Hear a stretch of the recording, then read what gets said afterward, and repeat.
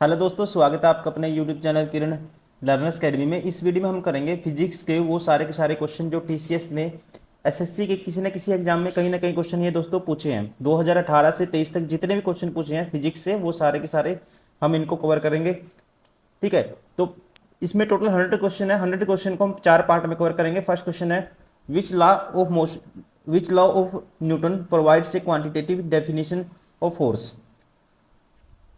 तो दोस्तों Newton second law कहता है the acceleration of a body is directly proportion to the net force acting on the body and inversely proportion to the mass of the body.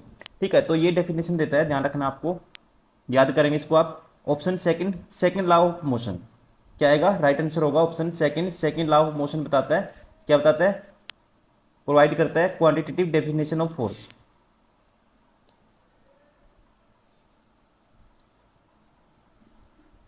Question number 2, identify the correct formula to find the potential difference between two points. तो इसमें एक relation होता है, ध्यान रखना आपको। Potential difference is the work done per unit charge. ठीक है, और ये बराबर होता है V equal to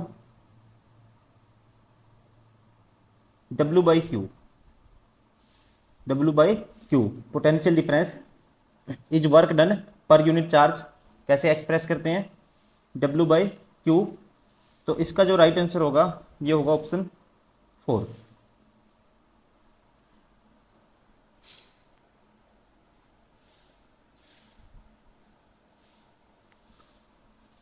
question number 3, the lifting of an object up and down, the parade of an army and the free fall of heavy object are all examples of the motion. कहता है किसी वस्तु को ऊपर और नीचे उठाना, सेना की परेड और किसी भारी वस्तु का स्वतंत्र रूप से गिरना आदि सभी किस गति के उदाहरण हैं? तो आपको याद रखना है दोस्तों, ये उदाहरण है रेक्टी लीनियर मोशन के, सरल रेखीय गति के उदाहरण है। Option first is correct. Question number 4, according to the Henry Cavendish experiment conducted in 1797 to 1798, what was the value of the universal constant of gravity? तो इसकी वैल्यू होती है universal constant of gravity G. इसको represent करते हैं दोस्तों जी, और जी बराबर होता है 6.74 into 10⁻11 metre cube kg-1 second की -2। ठीक है, तो इसका जो राइट आंसर होगा, ठीक है, ये किसके पास है? इसके पास है, ऑप्शन थर्ड इज करेक्ट। ठीक है, ग्रेविटेशनल कांस्टेंट जी की वैल्यू किसके बराबर होती है? Option third 6.75 into 10⁻11 newton metre square kg बटे में kg square.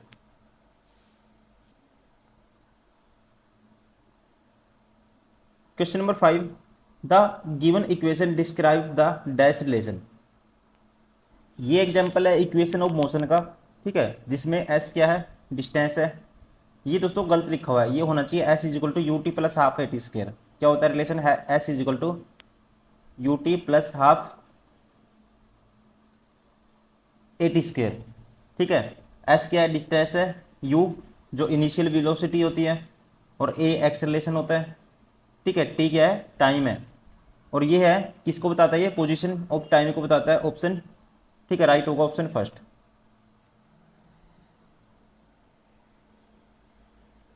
Question number 6, which among the following is not a fundamental SI unit. इसमें से जो टेस्ला है दोस्तों, ये मैग्नेटिक फील्ड की यूनिट होती है, लेकिन इसको, ठीक है, ये है एक ड्राइव्ड यूनिट है, इसको हम एसआई यूनिट में इंक्लूड नहीं करते। बाकी केल्विन टेम्परेचर की जो एसआई यूनिट होती है, ठीक है, ल्यूमिनस इंटेंसिटी की होती है कैंडेला, और इलेक्ट्रिक करंट की एम्पियर होती है। ठीक है, तो इसका राइट आंसर होगा ऑप्शन फर्स्ट, क्या आएगा? Tesla.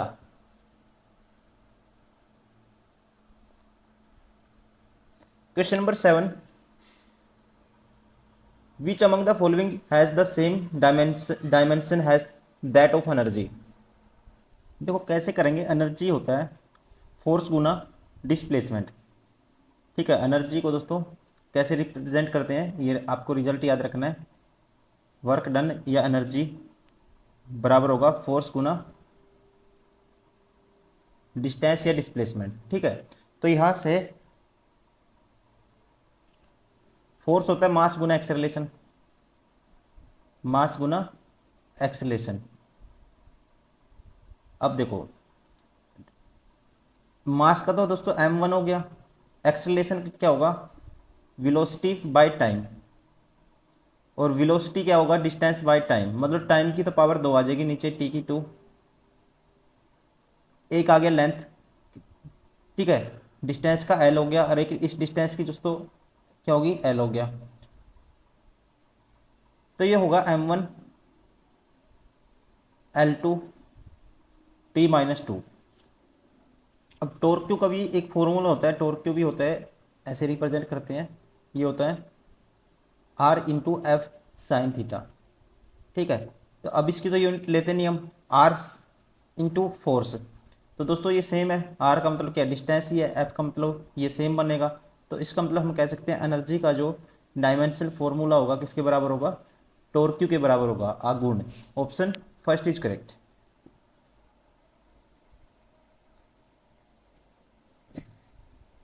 Question number 8, what is the SI unit for measuring the luminous intensity.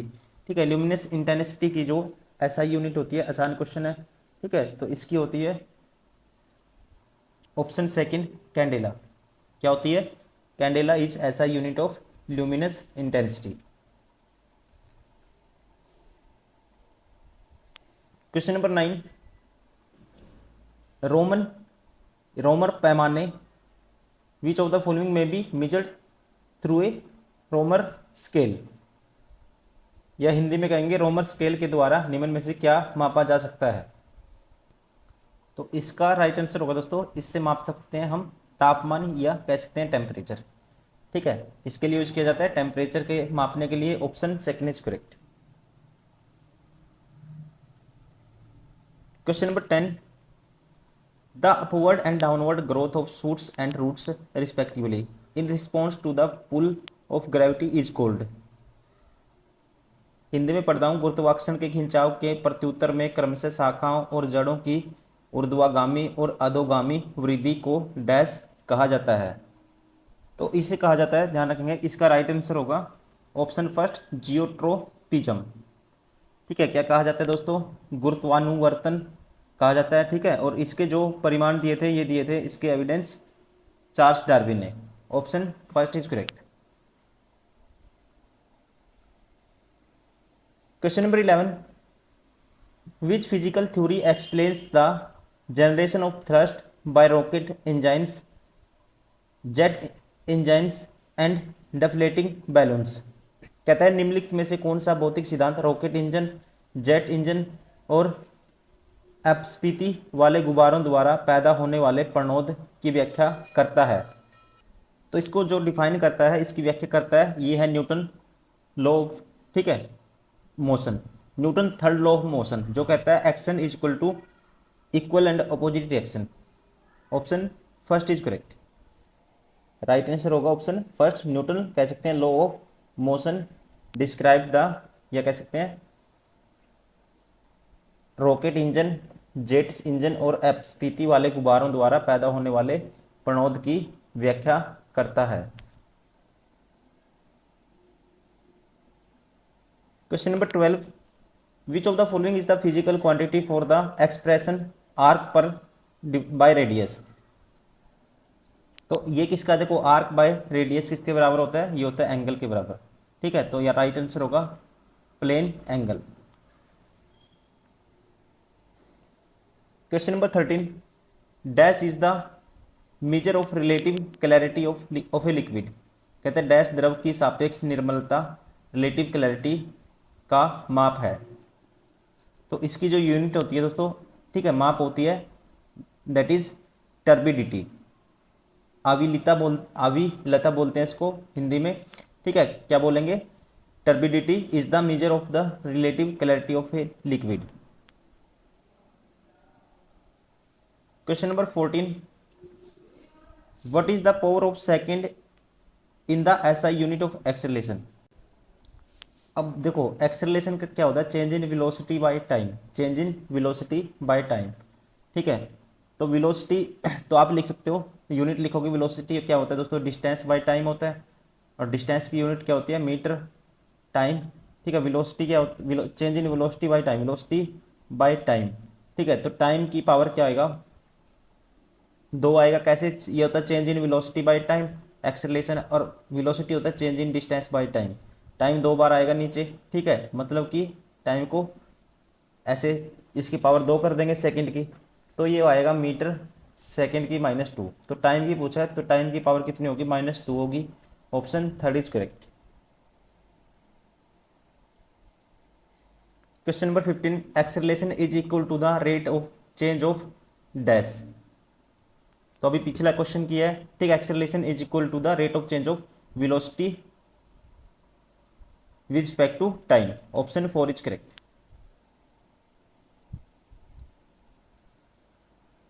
Question number 16, what is the unit of work done.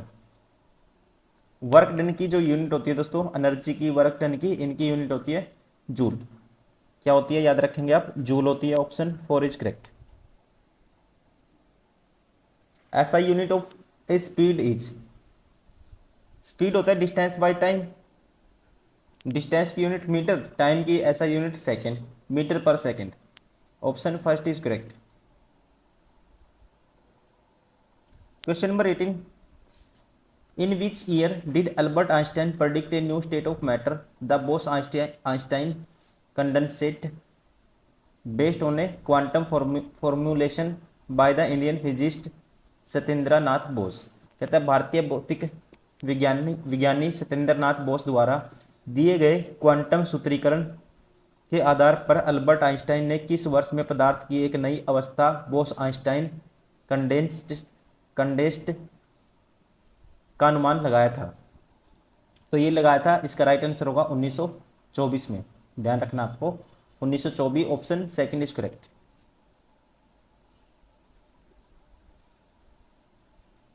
Question number 19, which of the following is the correct about uniform acceleration. Uniform acceleration का दोस्तों क्या बताना आपको, correct about a uniform acceleration, ठीक है। इसका example होगा an object under free fall in is an example of uniform acceleration, मतलब कि मुक्त रूप से गिरने वाली वस्तु एक समान त्वरण का उदाहरण है। जैसे कि पृथ्वी के पास कोई वस्तु है, ऊपर से आप नीचे गिराओगे तो वो नीचे आएगी, ठीक है। तो ये किसका एग्जाम्पल है, an object under free fall is an example of uniform acceleration, option second is correct. Question number 20, identify the correct statement. पहला कहता है Newton is a unit of force, दोस्तों पहले ही ठीक हो गया। करेक्ट बताना आपको, न्यूटन क्या है, यूनिट है किसकी, फोर्स की, option first is correct. Power की नहीं है, ये गलत है सारे, ऑप्शन फर्स्ट, न्यूटन क्या है, फोर्स की यूनिट है। Question number 21, which of the following statement is correct regarding the inertia. पहला कहता है inertia is the natural tendency of an object to resist a change in its state of motion और of rest, मतलब किसी भी वस्तु का जड़त्व मीन्स इनर्शिया, उसका वह प्राकृतिक गुण है जो उसकी विराम या गति की अवस्था में परिवर्तन का विरोध करता है। पहला ध्यान रखेंगे दोस्तों, ठीक है, according to law of inertia. दूसरा कहता है the mass of object is a measure of its inertia, कहता है किसी वस्तु का द्रव्यमान उसके जड़त्व की माप है, ये भी ठीक है, अपने आप में दोनों स्टेटमेंट करेक्ट है, ध्यान रखेंगे, option third is correct. Question number 22, wind vane instrument measures the, तो आपको ध्यान रखना दोस्तों, विंड, ठीक है, विंड वेन, ठीक है, किसका इसका यूज करते हैं विंड वेन का, डायरेक्शन ऑफ वाइंड का पता करने के लिए, हवा की, पवन की दिशा को पता करने के लिए इसका यूज करते हैं हम, ठीक है, विंड वेन का, option 4 is correct, right answer होगा option 4। Question number 23, match the point under the list 1 and those under the list 2। अब पहला है लिस्ट 1 में, ये है 1 है, यहाँ पे क्या है, 1 है, 1 का आएगा दोस्तों, ध्यान रखेंगे, सेक्टेंट, सेक्टेंट का यूज करते हैं measure the angle between two visual object. पहले का ए आएगा। यूडोमीटर, यूडोमीटर का यूज करते हैं, ये कह सकते हैं ये एक गेज होता है जिसमें वर्षा की मात्रा मापने के लिए क्या है, एक उपकरण है शामिल है। ठीक है, तो इसका आएगा यूडोमीटर, वर्षा की मात्रा मापता है, measures the amount of rainfall. Thermopile, ठीक है, थर्मोपाइल क्या करता है, तेज गर्मी की छोटी मात्रा को मापता है, तो इसका आएगा फिर उष्मा की अल्प मात्रा को मापता है, तो थर्मोपाइल का आएगा ऑप्शन बी आएगा। और फिर पायरोमीटर, पायरोमीटर का आएगा किसी सतह के तापमान को मापता है, option measure the temperature of a surface. ठीक है, इसके लिए किसका यूज करते हैं, पायरोमीटर का, तो राइट आंसर होगा ऑप्शन सेकंड।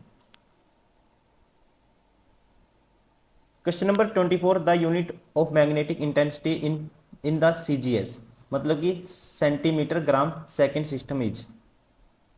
सी देखो, दो एसआई यूनिट के दो सिस्टम होते हैं, एक तो एसआई यूनिट होती है, एक सीजीएस यूनिट होती है। ठीक है, तो सीजीएस यूनिट इसने पूछी है किसकी, मैग्नेटिक इंटेंसिटी की। ठीक है, मैग्नेटिक इंटेंसिटी की जो सीजीएस यूनिट होती है, आपको याद रखना है, ये होती है oersted, option 4 is correct. Question number 25 last question है दोस्तों। ठीक है, इसको हम 4 पार्ट में कवर करेंगे। ये फर्स्ट पार्ट है फिजिक्स का, वो सारे के सारे क्वेश्चन है जो टीसीएस ने 2018 से 23 तक पूछे हैं, इसमें 25 रखेंगे। उसके बाद ऐसे ही नेक्स्ट वीडियो, हो सकता है आप जिस टाइम देख रहे हो आपको सारी वीडियो अवेलेबल हो यूट्यूब पे। ठीक है, आप लगातार, अगर बहुत सारे स्टूडेंट जो लगातार देखते हैं, तो आपके लिए नेक्स्ट वीडियो, ठीक है, नेक्स्ट डे में मिलेगी आपको। फिर विच of the following is not correct about the surface tension, note correct बताना आपको। ठीक है, जो करेक्ट नहीं है, पहले कहते हैं surface tension is typically measured in dynes per centimetre, ये ठीक है दोस्तों, ध्यान रखना आपको।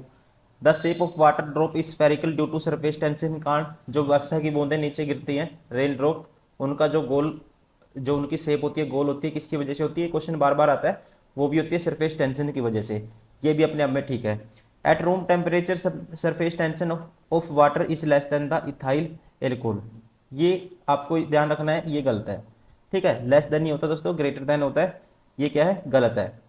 फोर्थ भी फिर ठीक होगा, the cohesive forces between liquid molecules are responsible for the phenomenon known as surface tension, ये भी ठीक है, सारे के सारे ठीक है।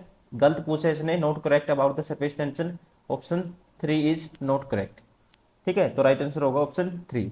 दोस्तों ये था फर्स्ट पार्ट, जो टीसीएस ने 2018 से 23 तक जितने भी क्वेश्चन पूछे थे फिजिक्स से, वो सारे हमने इस वीडियो में, ठीक है, फर्स्ट पार्ट में कवर किए। उसके बाद हम इसका सेकंड पार्ट करेंगे, थर्ड पार्ट, एंड फाइनली फिर fourth part. Thank you for watching this video.